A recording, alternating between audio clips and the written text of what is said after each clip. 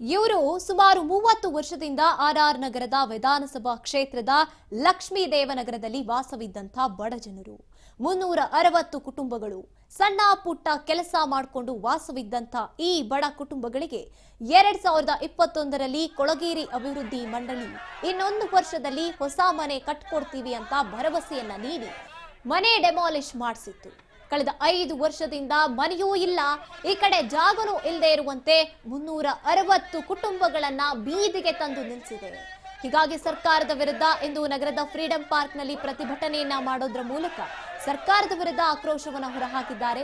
ಅದಲ್ಲದೆ ಹಕ್ಕುಪತ್ರ, ration card, voter ID ಏನಕ್ಕೆ ಮಾಡಿಸಿ ಕೊಟ್ಟಿದ್ದೀರಿ, ಮನೆ ಕೊಡಿ ಇಲ್ಲ ವಿಷ ಕೊಡಿ ಅಂತ ಆಕ್ರೋಶವನ್ನ ಹೊರಹಾಕ್ತಿದ್ದಾರೆ.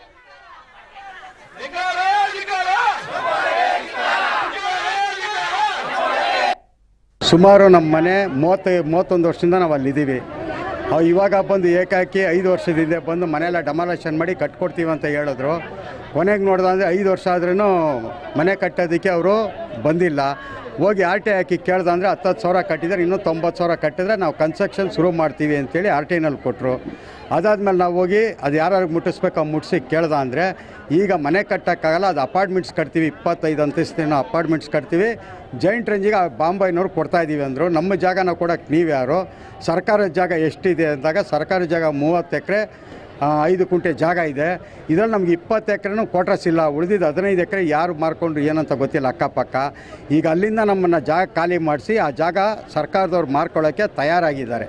ಹೊಡ್ಸೋದ ಕಟ್ಕೊಡ್ತೀನಿ. ಈಗ ಚಿಕ್ಕ ಚಿಕ್ಕ ಸಿಂಗಲ್ ಬೆಡ್ರೂಮ್ ಇದೆ, ಡಬಲ್ ಬೆಡ್ರೂಮ್ ಮಾಡಿ ಕಟ್ಕೊಡ್ತೀವಿ, ಒಳ್ಳೆ ಬಿಲ್ಡಿಂಗ್ ಕಟ್ಕೊಡ್ತೀವಿ, 3 ಫ್ಲೋರ್ ಕಟ್ತೀವಿ, ಒಂದು ಮನೆಯವ್ರಿಗೆ ಒಂದು ಮನೆ ಎಕ್ಸ್ಟ್ರಾ ಕೊಡ್ತೀವಿ ಅಂಥೇಳಿ ನಮಗೆ ಕುಸ್ಲಾಯಿಸಿ ಖಾಲಿ ಮಾಡಿಸಿದ್ರು. ಖಾಲಿ ಮಾಡಿಸಾದ್ಮೇಲೆ ಕಟ್ಟಕ್ಕೆ ಶುರು ಮಾಡಿದ್ರು. ಕಣ್ಣು ಒರೆಸೋಕ್ಕೆ ಒಂದು 3 ತಿಂಗಳ ಕನ್ಸ್ಟ್ರಕ್ಷನ್ ನಡೆಸಿ ಬಿಟ್ಬಿಟ್ರು.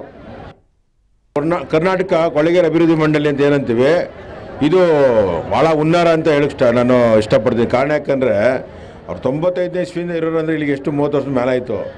ಈಗ ಅವ್ರನ್ನ ಏಕೆ ಪ್ಲ್ಯಾನ್ ಮಾಡಿಕೊಂಡು ಅಲ್ಲಿ ಯಾರೋ ಬೇರೆ ಡೆವಲಪ್ಮೆಂಟ್ ಮಾಡೋರನ್ನ ಅಥವಾ ಯಾರೋ ಹಣಕಾಸು ಇರೋವಂಥವ್ರು, ಕಾಲೇಜ್ ಇರೋವಂಥವ್ರನ್ನ, ಕೇರಳದಿಂದ ಬಂದು ಯಾರೋ ಕಾಲೇಜ್ ಕಟ್ಟಿಸಿದಂತೆ ಯಾರೋ ಬಂದು ಅಪಾರ್ಟ್ಮೆಂಟ್ ಕಟ್ಟಿದೆ. ಅಲ್ಲಿ 15-30 ಎಕರೆ ಜಮೀನು ಇದ್ಕೊಂಡು ಆ ಜಮೀನಲ್ಲಿ ಇವ್ರು ಇರೋಂಥ ಜಾಗದನ್ನ ಹೆಂಗೋ ಮಾಡಿ ಇವ್ರ ಹತ್ರ ಕಸ್ಕೋಬೇಕಾಯ್ತು. ಅವ್ರ ಪ್ಲ್ಯಾನ್ ಅದೇ ಮೂಲ ಉದ್ದೇಶ ಇದ್ದಿತ್ತು.